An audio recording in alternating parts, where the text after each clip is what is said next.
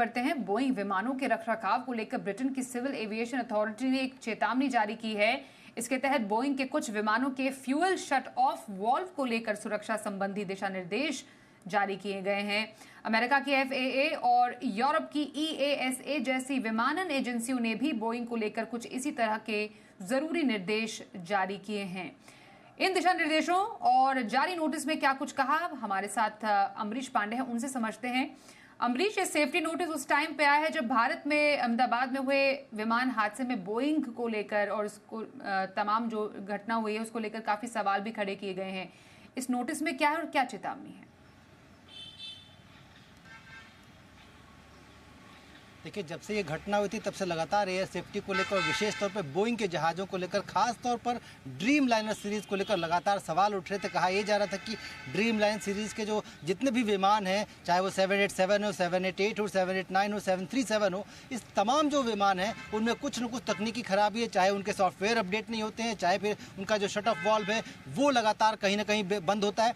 इन चीज़ों को लेकर देखने की ज़रूरत है, क्योंकि कंपनी लगातार कॉस्ट कटिंग के चक्कर में बहुत सारी चीज़ों को इग्नोर करती आ रही। लगातार इस तरह के आरोप लग रहे थे और जो प्राइमरी रिपोर्ट आई है भारत के एविएशन एक्सीडेंट इन्वेस्टिगेशन ब्यूरो से, उसमें भी इस तरह की बातों का जिक्र किया गया था, जहां ये कहा गया था कि हवाई जहाज जो है हवा में उड़ा, उसके बाद अचानक फ्यूल सप्लाई बंद हो गई।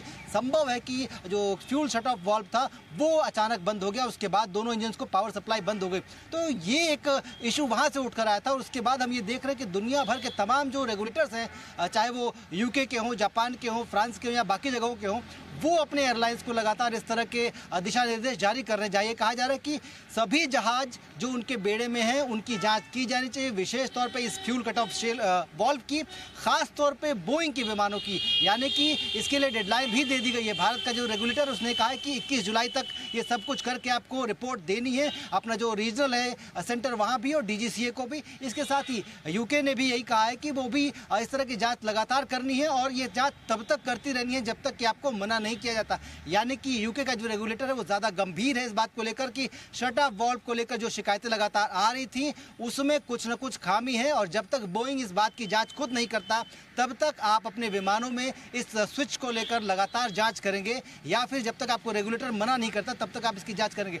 तो कुल मिला के ये कहा जा सकता है कि तकनीकी दिक्कत इस हादसे की वजह थी और वो तकनीकी दिक्कत से दुनिया में किसी और एयरलाइंस के लिए इस तरह का हादसा ना हो, इसको सुनिश्चित करने के लिए लगातार रेगुलेटर सामने आ रहा है। और अब जो एविएशन सेफ्टी नियम है उसमें लगातार कई तरह के बदलाव हैं, लेकिन उन बदलाव में सबसे अहम बदलाव यही है कि जो तकनीकी दिक्कतें आ रही हैं बोइंग को लेकर, विशेष तौर पर इस कट ऑफ वाल्व को लेकर, उसकी जांच लगातार करनी है और करते रहनी है जब तक कि आदेश आपको न दिया जाए। इंडियन रेगुलेटर ने कहा है कि इसी महीने की 21 तारीख को आपको जांच की रिपोर्ट देनी है।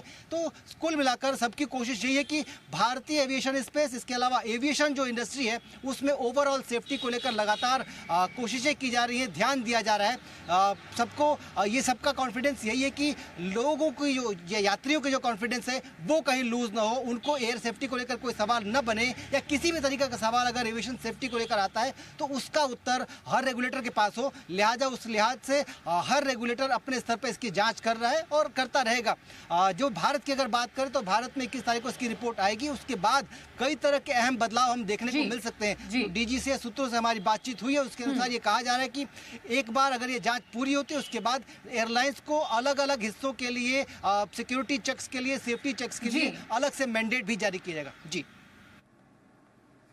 तो ये है बड़ी खबर इस पूरी रिपोर्ट को लेकर, जो बोइंग के सेफ्टी जो तमाम मानक है उसको लेकर जारी की गई है। धन्यवाद करेंगे आपका अमरीश इस पूरी खबर पर डिटेल के लिए। एक छोटा